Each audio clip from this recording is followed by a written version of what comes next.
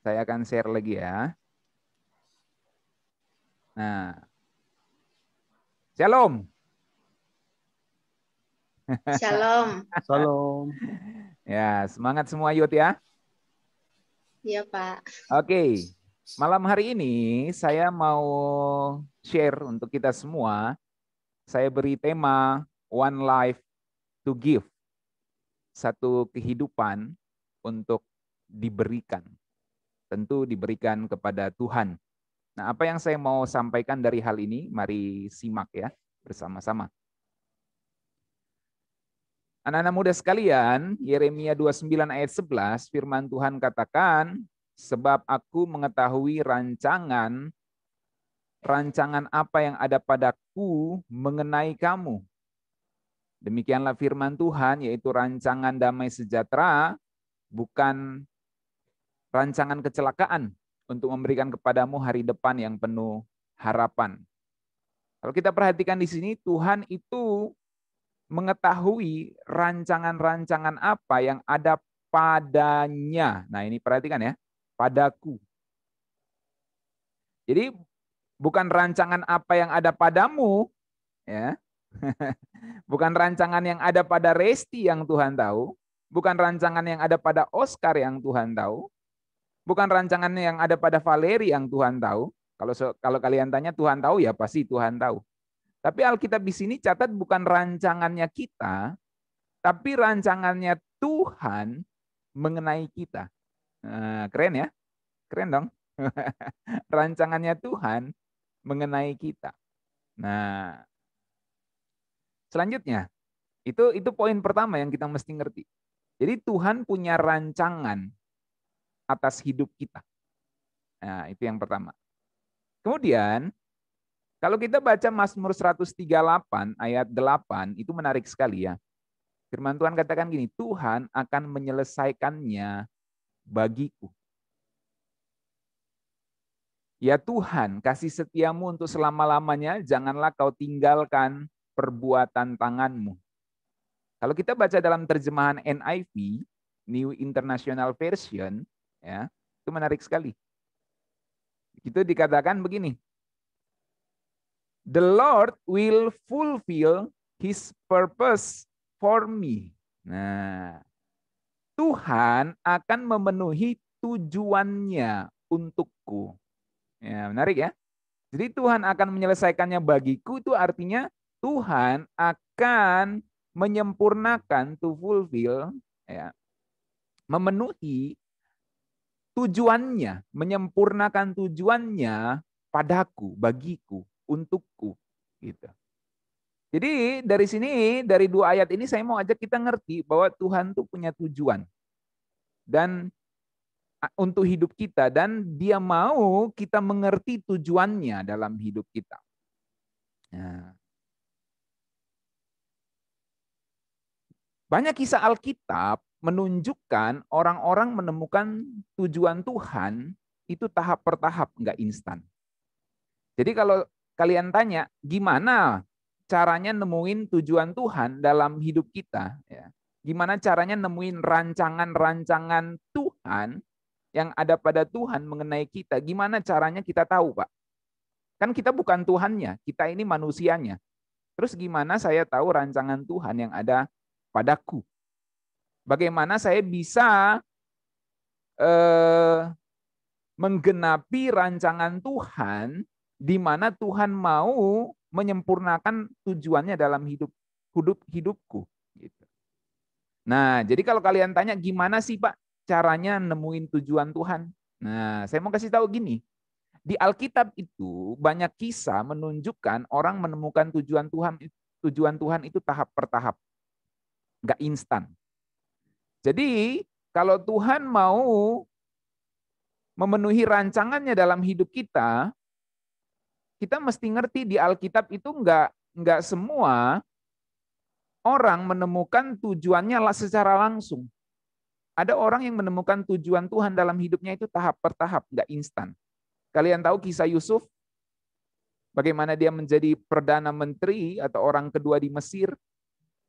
Itu tahap per tahap. Nggak dia lahir dari keluarganya, diterima langsung jadi Perdana Menteri, kasih lamaran gitu ya. Ngemail ke Firaun. Ya kalian bayangkan kalau Yusuf tuh ada di zaman internet coba. Jadi Yusuf itu apply dia ya. Dia buat lamaran, dia tulis email, dia kasih profil. Saya ini anaknya ini, ya. Saudara-saudara saya ada 12. Dia buat riwayat hidup, CV-nya, dia send email ke Firaun, ya. Firaun@gmail.com atau Firaun@mesir.com gitu ya. mesirnet.com gitu. Jadi Yusuf tuh nggak gitu, ya. Untuk jadi Perdana Menteri orang kedua di Mesir yang kemudian Tuhan pakai untuk menyelamatkan saudara-saudaranya dan dari situ memelihara bangsa Israel juga, ya. Itu ternyata nggak instan. Dia harus jadi budak dulu, dijual saudara-saudaranya dan lain-lain. Jadi dia tahap per tahap. Kemudian kalau kalian ngerti kisahnya Daud, ya, dia nggak langsung jadi raja tuh. Dia menggembalakan domba dulu, ya. Setelah itu kakak-kakaknya yang gagah perkasa tidak menganggap dia, ya tidak berpikir bahwa dia jadi raja. Lalu kemudian dia diurapi Samuel, dia pergi melawan Goliat. Lalu tidak hanya itu, belum jadi raja, ya. Diurapi Samuel nggak langsung jadi raja tuh. Dikejar-kejar Saul. Dikejar-kejar raja orang Israel. Pada akhirnya nanti dia jadi raja. Jadi menemukan tujuan Tuhan itu tahap per tahap. Waktu Samuel urapi Daud, ya, kalian sudah bisa ngerti itu. Oh, berarti Daud udah bisa tahu nanti aku jadi raja. Kan Samuel sudah urapi dia sebelumnya kan? Aku nanti jadi raja. Dia sudah tahu. Tetapi untuk mencapai jadi raja itu ternyata nggak instan. Walaupun sudah diurapi itu oleh Samuel. Tapi nggak langsung jadi raja. Dia harus jadi panglima perang dulu, jadi pahlawan yang berperang untuk Saul, demi bangsa Israel. Lalu lama-kelamaan dikejar Saul, akhirnya baru jadi raja. Jadi kalau kalian mau tanya, Pak, apa sih tujuan Tuhan dalam hidupku? Mungkin saja beberapa kalian ini sudah tahu tujuan Tuhan dalam hidup kalian. Tapi ternyata itu masih tahap per tahap gitu untuk mencapainya. Benar nggak? Ayo coba buka kameranya. Oscar, benar nggak Oscar? Kamu sudah ngerti tujuan Tuhan dalam hidupmu nggak, Oscar? Ya. Resti udah ngerti tujuan Tuhan dalam hidupnya nggak? Pasti udah tahu lah. Resti pasti ada di dunia pelayanan atau paling tidak di dunia pendidikan. Kalau Oscar ya saat ini mungkin di dunia penerbangan. Gitu. Kita nggak tahu. Tapi pasti Oscar sudah mulai rasa tujuan Tuhan dalam hidup saya itu ini. Cuma untuk mencapainya masih tahap per tahap, nggak instan. Kita semua udah mungkin karena kita udah rata-rata udah pemuda ya memang pemuda ini ibadah youth. Jadi kita udah mulai ngerti ini. Oh nanti saya mau begini nih. Cita-cita saya dan saya bawa cita-cita ini kepada Tuhan. Saya percaya ini tujuan Tuhan dalam hidup saya. Tapi kita tahu itu nggak instan. Itu tahap per tahap. Nah, oke. Lalu gini lagi dalam Alkitab. Hal kedua yang perlu kalian ngerti tentang tujuan Tuhan dalam Alkitab. Kalau ini tadi yang pertama ya, bahwa banyak kisah di Alkitab menunjukkan orang menemukan tujuan Tuhan tahap per tahap, nggak instan. Itu yang pertama. Yang kedua, saat kita sudah temukan tujuan Tuhan, ternyata masih ada detail yang lainnya. Tuh kan? Berasa nggak? Berasa nggak dalam hidup kalian tuh? Saat kalian udah ngerti ini sesuatu, ternyata masih ada detail yang lainnya itu. Saya kasih contoh misalnya, Daud jadi raja. Ya kan? Dia diurapi Samuel, lalu kemudian dikejar-kejar Saul, ujung-ujungnya jadi raja. Tapi dia belum tahu kalau ternyata nanti belakangan dia belum tahu bahwa ternyata nanti dia jadi nenek moyangnya Mesias. Ya kan? Dia waktu diurapi Samuel jadi raja itu kan, saya urapi kamu nanti akan jadi raja bangsa Israel. Oh dia tahu, oh saya jadi raja. Tapi dia nggak tahu loh jadi nenek moyangnya Mesias. Belum tahu dia tuh. Jadi ada detail yang lainnya. Ternyata bukan cuma jadi raja, tetapi jadi nenek moyangnya Mesias. Gitu kan? Nah, maksud saya gini, Kan itu nanti Daud mulai tahu dia jadi nenek moyangnya Mesias waktu Tuhan buat perjanjian sama Daud kan. Waktu Tuhan bilang sama Daud, kalau kalian baca di Alkitab, ini saya nggak taruh ayatnya sengaja. Tuhan bilang nanti keturunanmu ya akan kududukan di atas tahtamu. Ya, dan intinya pemerintahannya selama-lamanya. Intinya begitu. Dia akan menjadi anakku dan aku akan menjadi bapaknya. Itu kata Tuhan kepada Daud. Nanti keturunanmu itu akan menjadi anakku dan aku akan menjadi bapaknya. Nah, maksudnya itu adalah menunjuk kepada keturunan Daud, yaitu Yesus Kristus. Nah, dan itu digenapi ratusan tahun kemudian. Tetapi Daud mengerti detailnya saat dia sudah jadi raja. Tapi waktu diurapi Samuel, dia belum tahu tuh. Dia taunya saya jadi raja. Tetapi ternyata bukan hanya raja bangsa Israel yang membawa bangsa Israel kepada masa keemasan, tapi jadi nenek moyangnya Mesias. Nah, dan nama Daud ternyata bahkan dicatat sampai kitab Wahyu tuh. Kalau kalian perhatian tuh. Ya, Tuhan Yesus bilang aku adalah tunas Daud, gitu ya. Bintang timur yang gilang gemilang. Wah, di penutupan kitab Wahyu itu kan itu juga tuh. Jadi ternyata nama Daud tuh jadi sesuatu yang penting, baik di perjanjian lama maupun di perjanjian baru. Nah, tapi waktu Daud temukan tujuan Tuhan pertama dalam hidupnya, ketika dia jadi tahu bahwa dia akan diurapi jadi raja, dia belum tahu tuh jadi nenek moyang Mesias. Oke, saya buat sederhana. Awalnya dia tahu aku ini anaknya bapak saya, ya. Aku ini anaknya bapakku. Tugasku karena sebagai anak yang paling kecil adalah menggembalakan domba. Nah, dia menggembalakan domba tuh. Nah, tapi karena dia memelihara dombanya, dia kadang berhadapan dengan singa, dia hajar itu singa dan lain-lain, ya. Binatang buas dia hajar. Dia nggak kepikiran tuh jadi raja. Tiba-tiba datang Samuel, urapi dia jadi raja. Dia mulai tahu tuh, oh Tuhan mau pakai saya jadi raja. Nah, setelah jadi raja, baru dia ngerti, oh ternyata ada detail yang lain. Jadi nenek moyang Mesias. Dan dia nggak pernah tahu namanya dicatat sampai kitab Wahyu dan diucapkan oleh Tuhan Yesus sendiri. Itu sesuatu yang luar biasa. Ya. Nah, jadi maksud saya gini, kalau kalian sudah ngerasa temukan tujuan Tuhan dalam hidup kalian, ketahuilah masih ada detail yang kalian belum ketahui saat ini, dan itu akan kalian tahu seiring berjalannya waktu. Gitu. Jadi kita ini terus dalam proses. Jangan pikir kita tahu langsung semuanya selesai gitu. Enggak. Masih ada proses. Ya. Tuhan punya rancangannya pada kita. Nah, saya kasih contoh lagi. Itu kan tadi contoh cowok tuh. Nah, biar adil saya kasih contoh cewek nih. Kan ada cewek-cewek juga di sini. Siapa nih? Novita, Esti, siapa lagi? Nah, Valeri, Evi, ada Evi. Nah, biar adil nih saya kasih contoh cewek dalam Alkitab. Esther. Nah, ya kan? Tahu Ratu Esther? Nah, Esther. Nah, kalau Resti ngomongnya Esther, ya. Karena orang Toraja. Nah, Esther ya, Esther. Nah, jadi Esther itu jadi ratu tuh kalau kalian baca di Esther 4 ayat 14 tuh. Waktu dia jadi ratu, dia itu nggak tahu loh kalau dia akan selamatin bangsa Israel dari kepunahan, bangsa Yahudi, orang Yahudi dari kepunahan. Karena kalau kalian baca ya di Esther 4 ayat 14, oke, saya kasih coba ini ya. Saya coba ini, share screen Alkitab ya. Atau gini, coba Resti baca. Esther 4 ayat 14, coba. Baca. Oke, ya. Esther 4 ayat 14. Ya, baca. Sekalipun engkau pada saat ini berdiam diri saja, bagi orang Yahudi akan timbul juga pertolongan dan kelepasan dari pihak lain. Dan engkau dengan kaum keluargamu akan binasa. Siapa tahu, mungkin justru untuk saat yang seperti ini, engkau beroleh kedudukan sebagai ratu. Oke. Thank you, Resti. Sama, Pak.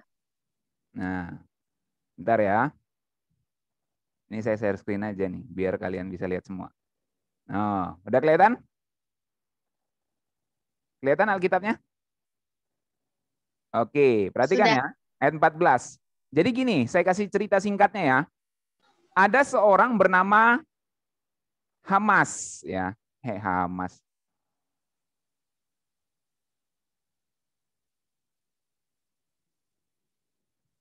Haman. Haman, Haman ya. ya, bukan Hamas. Hamas tuh di Palestina. Jadi ada seorang bernama Haman. Haman itu seperti kepercayaannya raja, ya, Raja Ahasiweros. Nah, Esther itu ratunya Ahasiweros, ya, permaisuri ratunya. Nah, Esther itu orang Yahudi. Mordekai itu pamannya Esther. Cuma Ahasiweros itu nggak tahu Esther itu adalah orang Yahudi. Nah, saya nggak kasih cerita, nggak kisahkan gimana Esther terpilih ya jadi ratu. Nah, tapi intinya Esther sebagai orang Yahudi jadi ratunya Ahasiweros, ya kan? Lalu satu kali Haman itu jalan-jalan. Haman itu seperti perdana menterinya gitulah ya, taruhlah gitu. Perdana menterinya Ahasiweros. Kalau perdana menteri jalan, semua orang tuh harus tunduk. Nah, Mordekai itu pamannya si Esther nggak mau tunduk. Ternyata Haman ini tahu Mordekai ini orang Yahudi. Nah, lalu akhirnya Haman marah, dia minta izin raja Ahasiweros, lalu dikeluarkanlah maklumat semua orang Yahudi akan dibunuh. Gitu. Nah, lalu Mordekai sebagai pamannya Esther ngadu sama Esther. Nah, dia ngomong gini di ayat 14. Sebab sekalipun engkau pada saat ini berdiam diri saja, bagi orang Yahudi akan timbul juga pertolongan dan kelepasan dari pihak lain.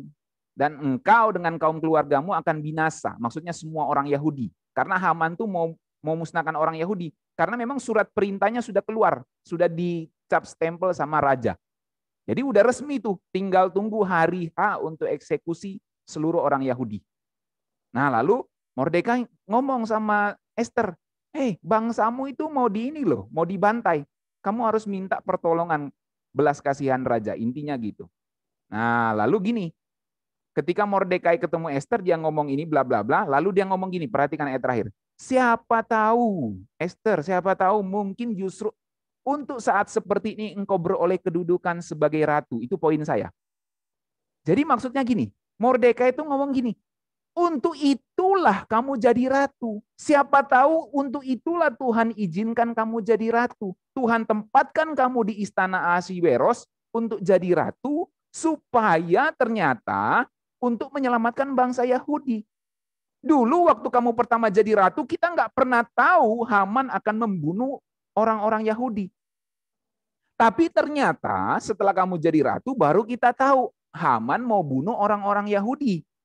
Gitu. Sekarang Esther, kamu tolong minta belas kasihan suamimu Raja Ahasiweros itu untuk menyelamatkan orang Yahudi dan menghentikan surat itu supaya dibatalkan, membatalkan surat pembunuhan itu, ya, pembantaian itu. Nah, menariknya Mordekai bilang, siapa tahu mungkin justru untuk saat seperti ini engkau beroleh kedudukan sebagai ratu. Artinya Mordekai bilang begini, Tuhan tempatin kamu di situ Esther untuk selamatin bangsa Yahudi. Nah, gitu. Oke, mulai ngerti ya? Oke. Jadi itu poinnya. Saya kembali ke slide.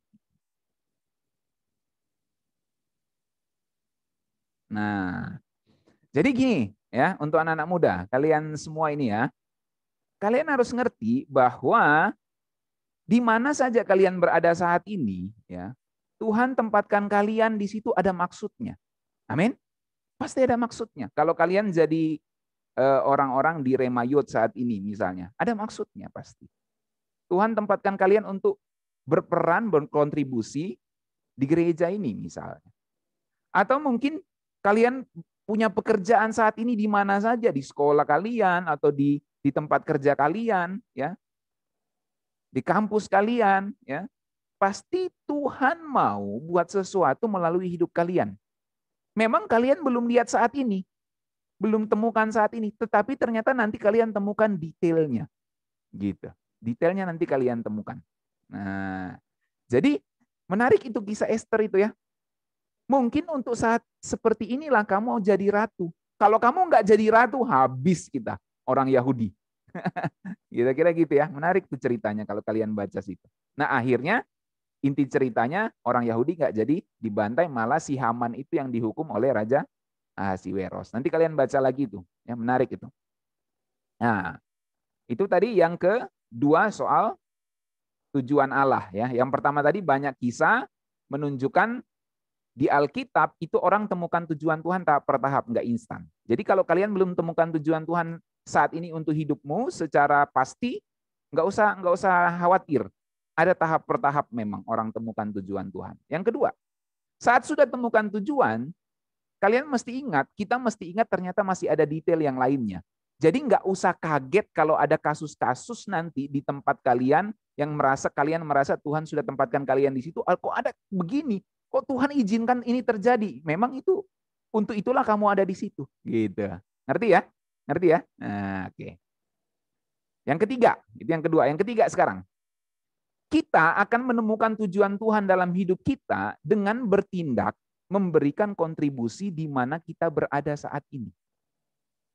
Jadi salah satu cara, contoh yang ada di Alkitab, seseorang bisa menemukan tujuan Tuhan dalam hidupnya adalah dengan bertindak, memberikan kontribusi di mana dia berada saat itu. Nah, contohnya Saul. Memang Saul endingnya nggak bagus tuh dalam Alkitab. Tapi bagaimana Tuhan memilih dia itu menjadi pelajaran untuk kita. Ya. Contohnya Saul itu bantu bapaknya cari keledai hilang. Nah, jadi itu menarik kisahnya kalau kalian baca di Alkitab ya, di 1 Samuel 9 ayat 1 sampai 27.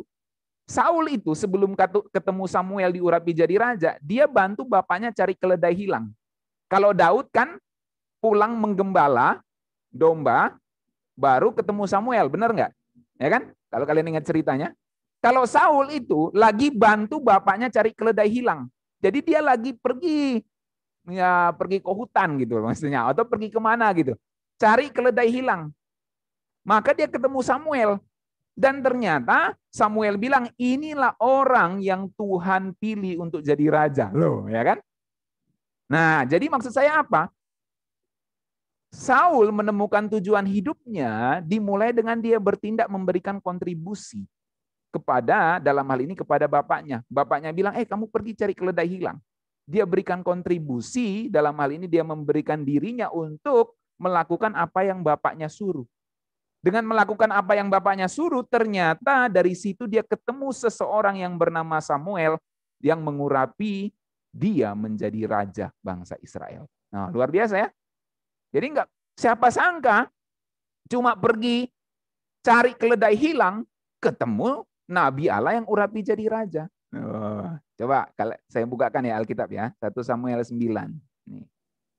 Supaya kalian ngerti nih kisah ini jadi refleksi juga untuk hidup kalian nanti ya. Nah. Coba saya baca ya. Ada seorang dari daerah Benyamin namanya Kis bin Abiel bin Zeror bin Bekhorat bin Afia bla bla bla. Orang ini ada anaknya laki-laki namanya siapa? Saul. Nah, seorang muda yang elok rupanya bla bla bla bla. Nah, perhatikan ayat 3. Kis, ya, ayah Saul itu kehilangan keledai-keledai betinanya. Sebab itu berkatalah Kis kepada Saul anaknya, ambillah salah seorang bujang, bersiaplah dan pergilah mencari keledai-keledai itu. Maksudnya pembantu di rumah itu. Ya, jadi Kis ini suruh anaknya, ya, panggil pembantu kita, ya, kamu berdua pergi cari keledai-keledai yang hilang itu. Nah, lalu mereka berdua, Saul dengan asistennya, berjalan melalui pegunungan Efraim, bla bla bla. Jadi jalan tuh lalui pegunungan tuh. Nah, anggaplah kita bayangkan kayak pegunungan itu banyak pohon-pohon hutan atau mungkin enggak ada pohon-pohon kayak batu-batu gitu ya. Lalu berjalan melalui pegunungan Efraim, berjalan melalui tanah Salisa, tetapi tidak menemuinya. Tuh enggak ketemu tuh. Cuma cari keledai hilang, enggak ketemu. Nah, bla bla bla bla bla. Lalu sudah mau pulang tuh ayat 5. Ketika mereka sampai ke tanah Zuf. Jadi ini sudah beberapa wilayah dijalani. Berkatalah kepada bujangnya yang bersama-sama dengan dia, marilah kita pulang. Nanti ayahku tidak lagi memikirkan keledai-keledai itu, tetapi khawatir mengenai kita. Karena sudah terlalu lama pergi, sudah terlalu jauh. Nanti bapak kita khawatir, kita nyari keledai hilang, bapak kita malah khawatir dengan kita yang nyari keledai hilang, gitu kan? Jadi ini ceritanya sangat bisa kita mengerti, ya, seperti keadaan sehari-hari. Tetapi orang ini Bujang ini berkata kepadanya, tunggu, di kota ini ada seorang abdi Allah, seorang yang terhormat. Segala yang dikatakannya pasti terjadi. Marilah kita ke sana sekarang juga. Mungkin ia dapat memberitahukan kepada kita tentang perjalanan yang kita tempuh ini. No, gitu kan? Jawab Saul kepada bujangnya, tetapi kalau kita pergi, apakah yang kita bawa kepada orang itu? Karena kalau mau berkunjung kepada seorang abdi Allah itu harus bawa sesuatu, kan? Orang-orang saat itu sudah ngerti, ya. Nah, jawab bujang itu kepada Saul, masih ada padaku 1/4 sikal perak, bla bla bla, dan selanjutnya. Nah, oke, saya kasih cepat saja. Nanti kalian baca. Nah, ini. Ayat 14, maka naiklah mereka ke kota, dan ketika mereka masuk ke kota, Samuel yang berjalan keluar untuk naik ke bukit berpapasan dengan mereka. Tetapi Tuhan telah menyatakan kepada Samuel sehari sebelum kedatangan Saul demikian. Besok kira-kira waktu ini aku akan menyuruh kepadamu seorang anak laki-laki dari tanah Benyamin. Engkau akan mengurapi dia menjadi raja atas umatku Israel, dan ia akan menyelamatkan umatku dari tangan orang Filistin, sebab aku telah memperhatikan sengsara umatku itu karena teriakannya telah sampai kepadaku. Ketika Samuel melihat Saul, maka berfirmanlah Tuhan kepadanya, inilah orang yang kusebutkan kepadamu, orang ini akan memegang tampuk pemerintahan atas umatku. Tuh, menarik ya. Gara-gara cari keledai liar, diurapi jadi raja. Tuh. Menarik itu. Ya, kalau kalian renungkan ceritanya. Ya. Jadi pesan saya di sini adalah, seringkali dalam hidup ini kita itu temukan tujuan Tuhan dalam hidup kita dengan bertindak memberikan kontribusi di mana saja kita berada. Saya kasih contoh sederhana, misalnya kayak Mario, ya. Mario, disuruh bapakmu misalnya sekolah baik-baik. Nah, kamu berikan kontribusi sekolah baik-baik. Nanti karena kamu ikuti perintah bapakmu, seperti Saul ikuti perintah bapaknya, ya, cari keledai liar, kamu ikuti perintah bapakmu sekolah baik-baik, ternyata kamu temukan tujuan Tuhan dalam hidupmu dari sekolah itu, misalnya. Ya, just example, ya, hanya contoh. Nah, for example aja itu. Valeri, belajar baik-baik. Ternyata temukan tujuan Tuhan. Salah satu tujuan Tuhan dalam hidupnya, bisa tembus di UI misalnya, kan. Nah, kalau nggak belajar baik-baik, belum tentu bisa tembus, kan. Tapi masih ada detail yang lain, Valeri. Masih ada detail yang lain.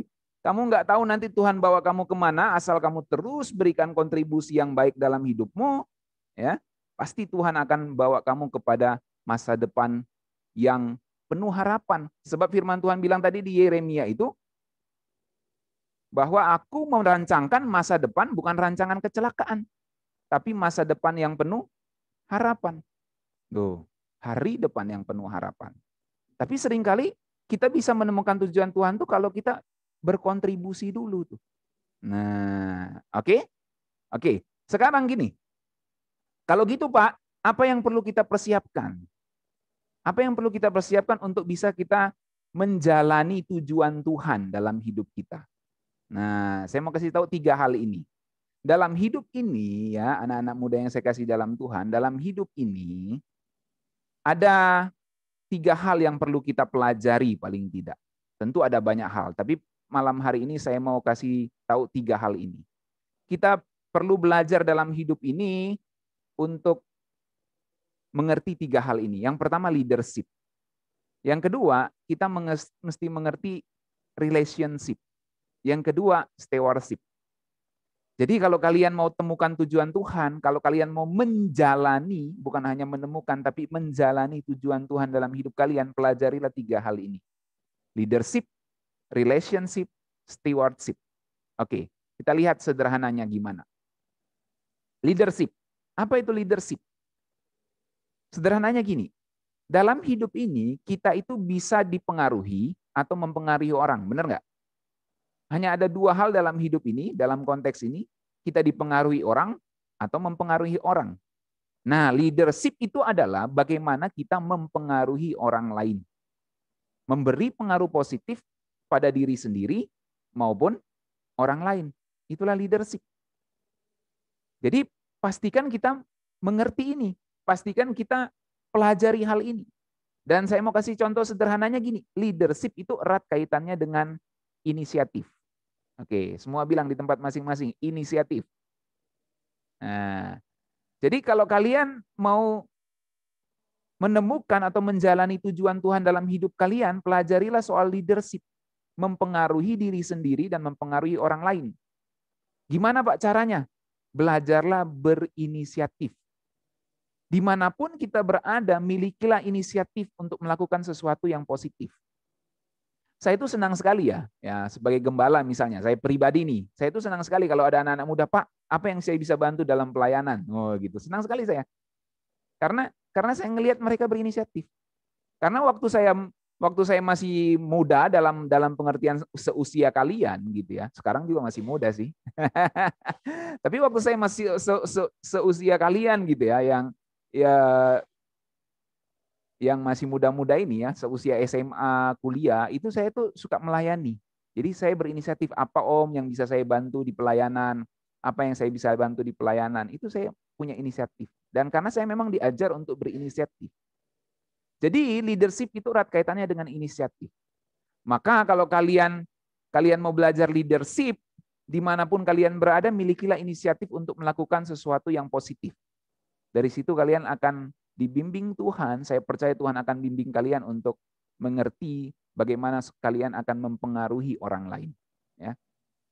Itu yang pertama, singkat aja. Yang kedua, dalam hidup ini, kalau kalian mau menemukan tujuan Tuhan dan menjalani tujuan Tuhan, pahamilah bukan hanya leadership, tapi relationship. Relationship itu berarti bukan hanya belajar memiliki hubungan dengan orang lain, berelasi atau punya hubungan dengan orang lain, tapi juga ngerti bagaimana terkonek, terhubung dengan orang yang tepat. Gitu. Contohnya misalnya satu kali saya pelayanan di Malaysia ya. Untungnya cas laptop saya itu kan ini laptop lama ini, saya beli dari zaman saya masih kuliah. Itu 3 begini.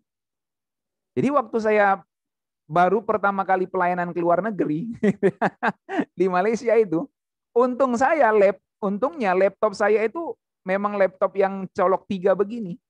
Beda dengan laptop yang Asus zaman sekarang, sorry. Nah, ini, gini ya. Kalau misalnya saya bawa laptop begini dulu, waktu saya pelayanan ke Malaysia, saya nggak bisa ralat atau perbaiki bahan saya di hotel, atau nggak bisa cas laptop saya di hotel tempat saya dikasih tempat menginap. Kalau casnya begini, ya. Tetapi karena saya bawa cas begini, ya, maka saya bisa ngecas di situ karena colokannya colokan 3. Atau mungkin saya bisa paling tidak kalau saya bawa laptop begini, saya harus pinjam ke hotel untuk kalau ada colokan 2, karena biasanya hotel begitu pasti menyediakan, apalagi masih sekitaran Malaysia ya. Tapi mungkin kalau ke Eropa mungkin sudah sulit ya, karena rata-rata mungkin 3 begini ya, yang 3 gini. Jadi memang karena saya dulu belinya begini, maka saya belikan converter begini. Nah, kalau di Indonesia pakai gini, tapi kalau di luar sudah pakai harus begini gitu ya. Nah, artinya apa? Kalau saya tidak menemukan colokan yang tepat, saya nggak bisa memaksimalkan potensi laptop saya. Nah, demikianlah relationship ya, anak-anak muda sekalian. Kalau kita mau menjalani tujuan Tuhan dan menemukan tujuan Tuhan dalam hidup kita, pastikan kita mengerti bagaimana terhubung dengan orang yang tepat. Ya. Jangan berteman tapi dengan sembarang orang. Karena Alkitab bilang begini, pergaulan yang buruk merusak kebiasaan yang baik. Berteman dengan banyak orang itu ya bagus. Tapi apa artinya banyak orang kalau merusak kehidupan kita? Apa gunanya berteman dengan orang luar negeri, katanya ngaku bahasa Inggris, tapi itu merusak hidupmu? Gitu. Oh, saya mau punya teman internasional tuh. Ya. Akhirnya, oh berbahasa Inggris, karena di Indonesia temannya bahasa Indonesia semua. Akhirnya nyari teman orang luar negeri, tapi membawa kepada kebinasaan. Apa artinya? Mungkin lo jadi jago bahasa Inggris, tapi itu merusak hidupmu.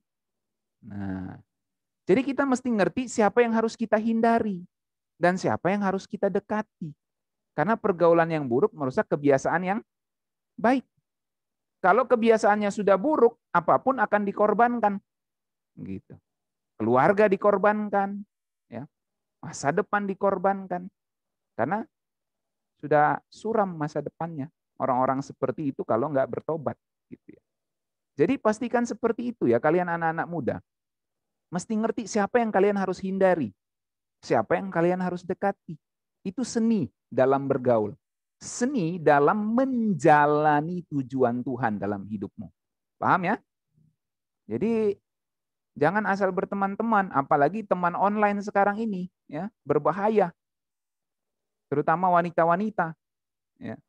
Jangan ketemu online, ya, lalu begitu ketemu offline, habis kamu. Ya, habis kalian. Kalau kalian tidak mengerti cara memilih teman. Cara memilih orang-orang yang bisa membangun hidupmu. Jadi jangan pilih teman yang merusak hidupmu. Jangan. Mereka punya bagian mereka. Kalian harus menjalani tujuan Tuhan dalam hidup kalian. Dan temukan rancangan Tuhan dalam hidup kalian. Amin, anak-anak muda? Amin ya. Selanjutnya. Dalam relationship, walaupun kita baik, ya, seringkali ada aja yang berkhianat. Benar nggak? Kita ini udah baik sama orang, tapi ada aja yang bisa berkhianat tuh. Yang tega gitu nyakitin kita, walaupun kita udah baik sama dia. Benar nggak? Nah, untuk ini juga kita mesti siap. Jadi dalam menjalani tujuan Tuhan dalam hidup kita, kita sudah berbuat baik sama orang, tapi ada orang saja yang nggak baik sama kita, bahkan berkhianat. Kita udah kasih fasilitas, kita sudah tolong dia, tapi dia kemudian tidak, kita nggak berharap berterima kasih sih. Kita berharap hidupnya jadi semakin baik, mencintai Tuhan, mengasihi Tuhan. Tapi kok dia jadi nggak begitu ya? Gitu. Itu nyakitin hati kita. Kita nggak berharap dia itu mau balas kebaikan kita, kasih uang sama kita, atau kasih kebaikan sama kita. Nggak berharap. Yang kita berharap tuh dia mengasihi Tuhan saja. Tapi ternyata kok dia malah nggak mengasihi Tuhan. Kok malah sudah kerja malah malas ibadah gitu loh. Kok sudah kerja kok malas mengasihi Tuhan gitu. Sudah kerja punya duit kok malas persekutuan youth gitu. Udah dikasih ditolong supaya dapat kerja.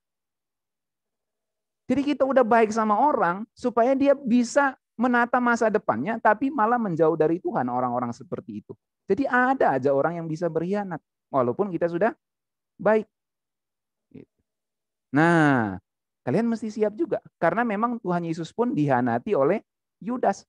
Tuhan Yesus kurang baik apa sama Yudas?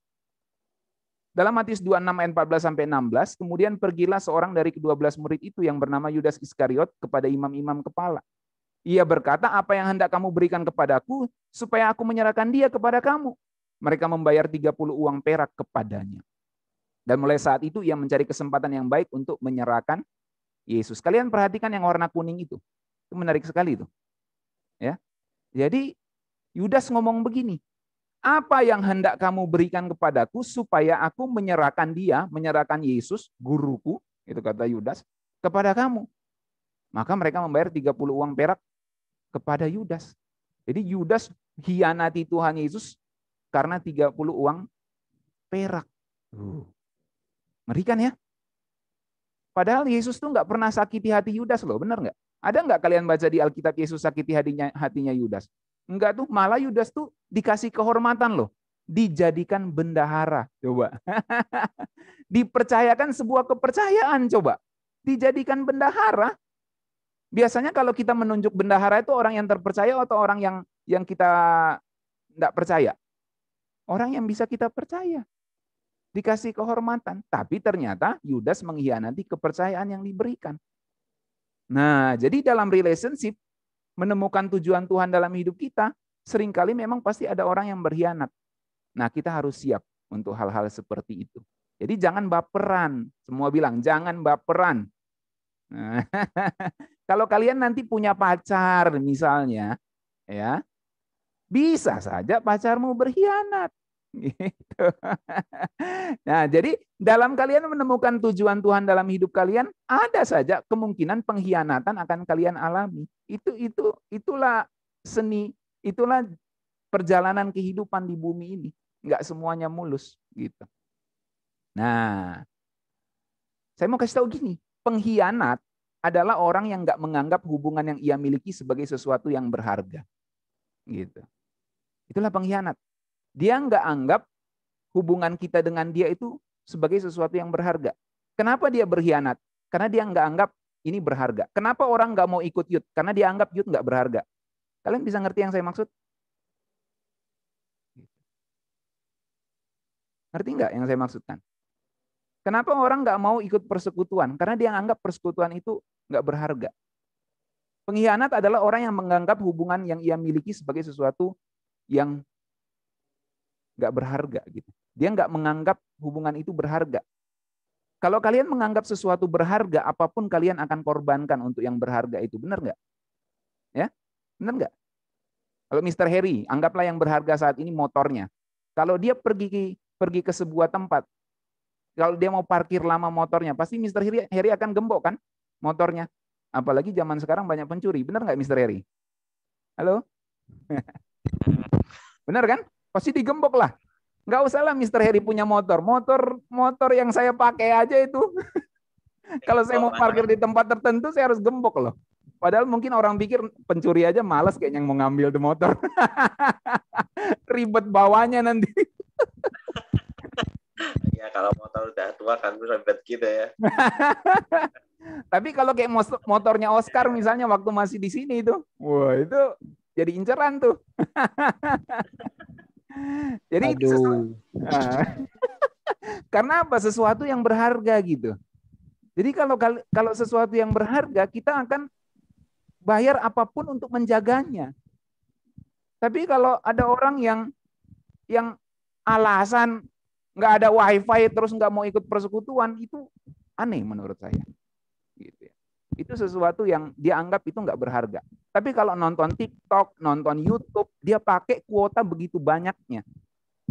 Tapi untuk persekutuan dia nggak mau gitu. Padahal untuk Zoom beberapa menit saja, 1 jam, 1,5 jam mungkin kalian paling lama, itu makan kuota berapa sih? Gitu.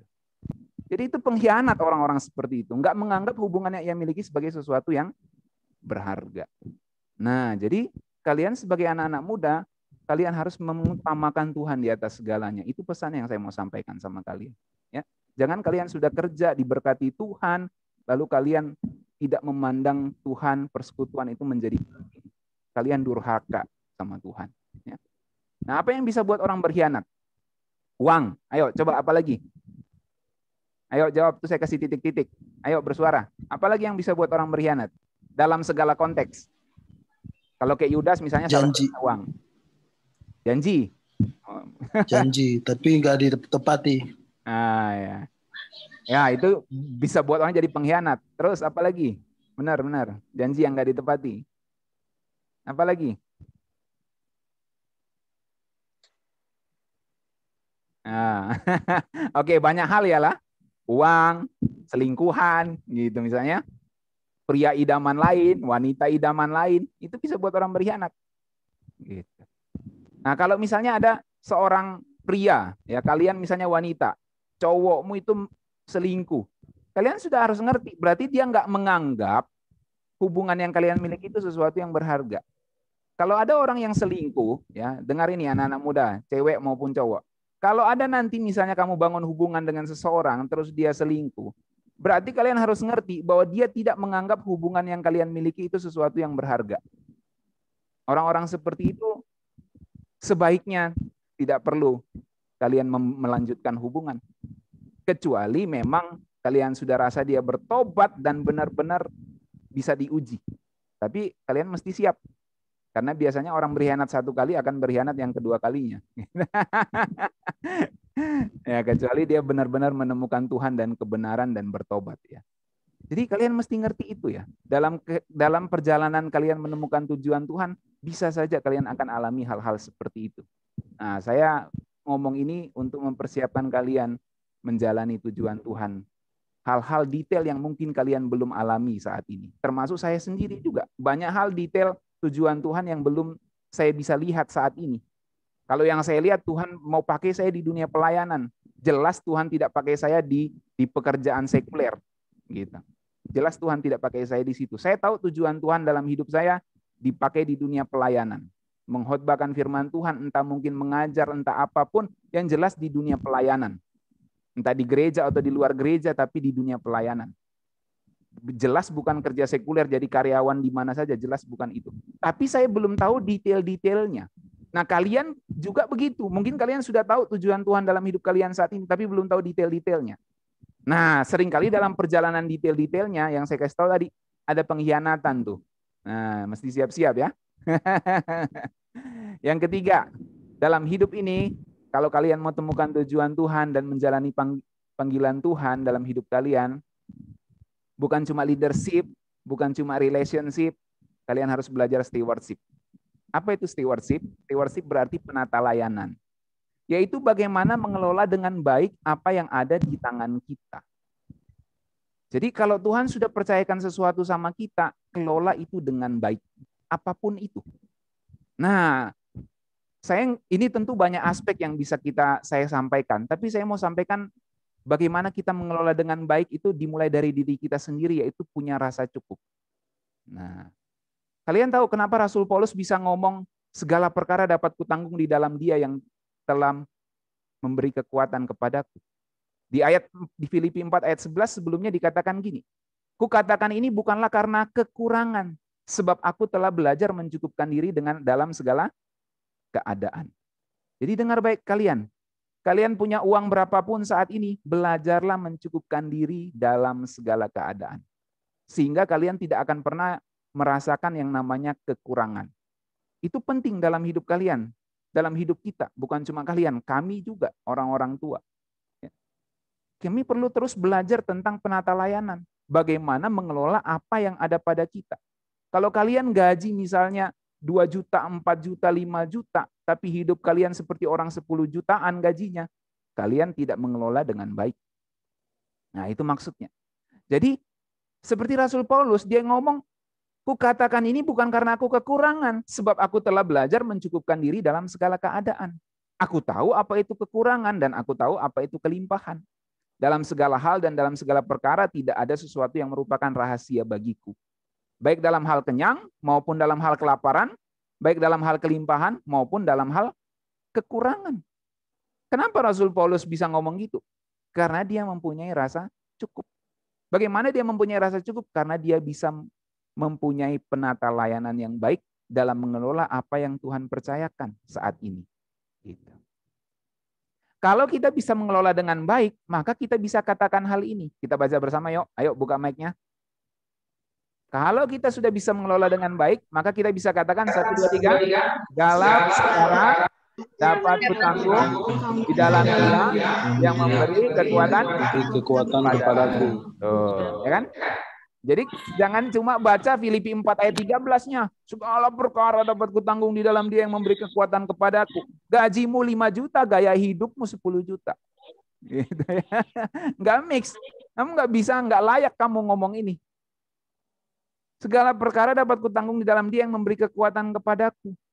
Sebelumnya Rasul Paulus ngomong, aku belajar mencukupkan diri dalam segala keadaan. Sehingga walaupun uangnya misalnya hanya 2.000 rupiah, dia mencukupkan diri dengan 2.000 rupiah itu. Makanya dia nggak pernah merasakan kekurangan. Nah, itulah salah satu bentuk penata layanan. Kalau kalian mau temukan tujuan Tuhan, mau menjalani panggilan Tuhan dalam hidupmu, kelolalah apa yang ada padamu dengan baik. Nah, untuk yang masih sekolah misalnya, ya, yang masih sekolah, bagaimana Pak penata layanannya? Ya, dalam pergaulanmu jangan sok-sok kaya, ya, Valeri, Mario jangan sok kaya, gitu. Jangan sok banyak uang, cukupkan diri saja seperti bagaimana keadaan keluargamu, keadaan orang tuamu. Jangan sok-sok kaya di depan teman-teman. Kalau teman-teman merasa lebih kaya di sana dengan gaya hidupnya, ya nggak usah kita ikut-ikutan. Cukupkan diri dengan keadaan kita. Sehingga pergaulan kita tidak membuat kita rusak. Nah, itu misalnya contohnya. Jadi nggak usah sok-sokan dalam hidup ini. Ah, malu temanku begini, temanku gini. Akhirnya kita minta sama orang tua, saya maunya gitu juga, seperti teman saya. Oh, nggak perlu. Belajar mencukupkan diri dalam segala keadaan. Itu salah satu bentuk penata layanan, mengelola dengan baik apa yang ada di tangan kita saat ini. Nah, kalau kita belum dapat pekerjaan saat ini, belum ada duit saat ini, cukupkan diri dengan apa yang ada saja. Nah, kalau Oscar di kampung belum kerja, ya kok pergi cari sayur saja makannya sana, dah. Seandainya belum ada duit, gitu. Duit untuk ini, gitu. Cari sayur saja, cukupkan diri. Jangan merasa kekurangan, sebab Tuhan kita ini pasti pelihara kita. Amin, Oscar. Halo, Oscar, masih ada? Amin, amin. Nah, Amin. kita doakan supaya Oscar dapat pekerjaan cepat ya. Makasih. Cukupkan diri. Waktu masih kerja, pergi traveling ke sana kemari, Oscar. Sekarang nggak bisa tuh traveling tuh. Masih traveling, Pak, di sini, Pak. Jadi itu ya. Jadi mesti cukupkan diri dengan segala keadaan. Kalau berkat banyak, ya silakan. Tapi ingat, ya, kita harus belajar mencukupkan diri. Jangan kemudian kita stres dari banyak uang, tiba-tiba tidak ada uang. Nggak boleh, harus belajar cukupkan diri. Gitu. Nah, dari situ juga kita belajar untuk menata, punya tabungan, untuk punya cadangan dalam keadaan darurat, dan lain-lain. Nah, itu hal-hal penting yang nanti mungkin next kita akan bicarakan ya soal ini, karena ini penting untuk masa depan kalian. Tapi saya mau kasih tahu soal penata layanan yang terakhir ini. Kalau nanti kalian sudah berhasil, ya, saya mau kasih tahu sebagai gembala kalian, sebagai hamba Tuhan, saya mau kasih ingat. Saya mau kasih pesan ini untuk kalian ingat ya. Kalau kalian sudah berhasil dan Tuhan berkati kalian, ingat ini baik-baik. Mazmur 62 ayat 10. Janganlah percaya kepada pemerasan, janganlah menaruh harap yang sia-sia kepada perampasan. Apabila harta makin bertambah, janganlah hatimu melekat kepadanya. Ini saya ingatkan baik-baik. Kalau Tuhan berkati kalian ke depan, apabila hartamu bertambah, jangan hatimu melekat kepadanya. Dengan itulah kalian bisa menjalani panggilan Tuhan, menjalani tujuan Tuhan dalam hidup kalian dengan baik. Sebab uang, sebab harta bisa saja membuat orang menjadi pengkhianat. Bukan cuma berkhianat kepada saudara, berkhianat kepada kekasihnya, berkhianat kepada pasangannya, tapi bisa membuat orang berkhianat kepada Tuhan. Ya. Jadi itu yang saya ingatkan kepada kalian. Jangan sudah kerja ngerasa sibuk menjauhi persekutuan. Namanya kamu melekatkan hatimu pada pekerjaanmu, bukan pada Tuhan. Melekatkan hatimu pada HP-mu, bukan pada persekutuan. Nah, itu contoh-contoh yang lain. Kalau dalam bahasa Inggrisnya begini, ya, talk your riches increase, do not see your heart on them. Meskipun kekayaanmu meningkat, ya, increase, meningkat, jangan menaruh hatimu pada hartamu itu. Jadi jangan taruh hati ke situ. Jadi kalau kalian nanti berhasil, jangan taruh hatimu pada harta. Taruhlah hatimu di sorga pada Tuhan. Amin. Oke, terakhir. Kalian lihat gambar ini apa? Ayo bersuara. Ini sudah terakhir nih. Kalian lihat gambar ini apa? Jembatan. Ya. Terus apa yang kalian lihat? Jembatan putus. Air, Hah? mobil. Jembatan putus. Bukan jembatan yang baru mau dipasang kayaknya. Nah, tapi apa yang ada di situ? Ada mobil, ada Mobil. Ya, enggak. Kenapa ini jembatannya? Kayaknya itu. Ya. Belum beres. Ya. Bukan cuma belum beres. Oh, jadi, itu tidak fokus itu orang buatnya, jadi nggak nyambung. ya, gitu ya. Salah kan? Apalagi di jembatan Iya, salah. lewat begini harusnya nggak ada belok begini kan? Ini kalau dibuat, kalau seandainya dipaksa buat, jadi harus belok begini kan? Harus jadi berbelok, susah itu kan? Apalagi di tengah laut harus begini kan? Jadi belok. Padahal harusnya rata begini dia kan? Jadi ada kesalahan di sini. Nah, makanya di sini for a civil engineer dalam teknik sipil, untuk teknik sipil ya, seorang teknik sipil nggak ada yang namanya kesalahan kecil. Nggak ada yang namanya kesalahan kecil dalam dunia arsitektur. Artinya begini, tidak ada toleransi untuk kesalahan. Karena itu bisa berbahaya. Kalau bangunan itu salah pasang, bisa rubuh loh semuanya. Benar nggak? Fondasi salah pasang bisa rubuh semuanya. Begitu. Makanya kalau misalnya ada satu moto yang pernah saya baca di NASA ya, di Badan Antariksa Amerika itu, zero mistake ya, 0 kesalahan. Tidak boleh ada 0 kesalahan. Tapi kenyataannya memang seringkali pesawat yang mau diluncurkan keluar angkasa meledak juga. Walaupun sudah diusahakan 0 kesalahan. Nah, jadi dari sini saya mau kasih pesan gini ya. Tuhan itu arsitek terbaik. Kalau arsitek dunia ini saja yang sudah punya moto nggak ada kesalahan, saya kasih contoh gambar tadi dan saya kasih contoh NASA tadi, yang punya moto nggak ada kesalahan kecil, yang punya moto zero kesalahan kecil, nggak ada kesalahan kecil, itu saja bisa salah. Nah, saya mau kasih tahu Tuhan itu arsitek terbaik. Nggak ada yang namanya kesalahan kecil, nggak ada yang namanya kesalahan bagi Tuhan ketika ciptakan kita dan hadirkan kita ke dunia ini. Yang percaya katakan amin. Amin? Amin. Nggak ada yang namanya kesalahan kecil bagi Tuhan ketika ciptakan kita dan hadirkan kita ke dunia ini. Kalau dia bilang aku punya tujuan, nggak ada kesalahan Tuhan dalam tujuan itu. Nah, jadi tugas kita, pertanyaan untuk kita semua, dan yang menjadi tanggung jawab kita semua adalah kita harus menemukan tujuan Tuhan dalam hidup kita. Karena Tuhan tidak pernah salah mempunyai tujuannya dalam hidup kita. Karena dia tidak salah, maka kita harus menemukan tujuan Tuhan yang benar itu dalam hidup kita. Itulah yang saya maksud dengan tema One Life to Give. To give. Sebuah kehidupan untuk diberikan, yaitu menemukan tujuan Tuhan di dalam hidup kita. Perhatikan 3 hal itu, pelajari 3 hal itu. Leadership, apa yang kedua? Relationship.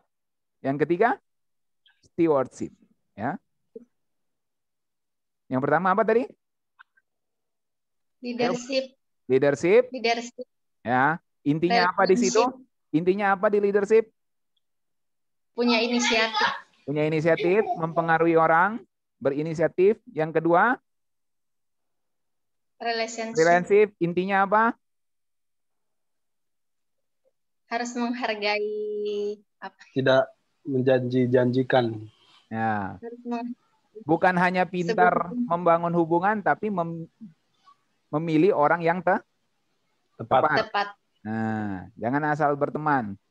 Lalu belajar menghargai hubungan itu. Karena ada saja pengkhianatan. Jangan sampai kita yang jadi pengkhianat. Tapi kalau kita dihianati, bersiaplah. Memang itulah seringkali yang harus kita alami dalam menjalani tujuan Tuhan. Yang ketiga, stewardship, penata layanan. Apa intinya di situ? Halo? Mencukupkan apa yang ada. Mencukupkan. Jangan melebihi kapasitas. Ya, betul. Mengelola apa yang Tuhan sudah percaya. Oke. Kalian diberkati ya? Oke. Amin. Inilah One Life to Give. Mari kita berdoa. Bapa di surga, terima kasih untuk kesempatan malam hari ini. Kiranya apa yang hamba sharingkan bisa menjadi berkat untuk anak-anak muda yang mendengarkan hal ini. Bahwa mereka, bahwa kami semua untuk mengasihi Tuhan, mencintai Tuhan, menemukan tujuan Tuhan dalam hidup kami masing-masing, menjalani tujuan Tuhan dalam hidup kami masing-masing. Dan ajar kami semua untuk bisa terus berproses dalam leadership, relationship, dan stewardship. Tuhan berkati anak-anak muda ini, masa depan mereka yang terbaik, dan kiranya mereka dapat menjalaninya bersama dengan Tuhan. Kami bersyukur dalam nama Tuhan Yesus. Haleluya. Amin. Oke, shalom. Saya kembalikan kepada host. Terima kasih ya Pak Mesak. Tuhan berkati kalian semua ya. Oke. Ya, makasih Pak.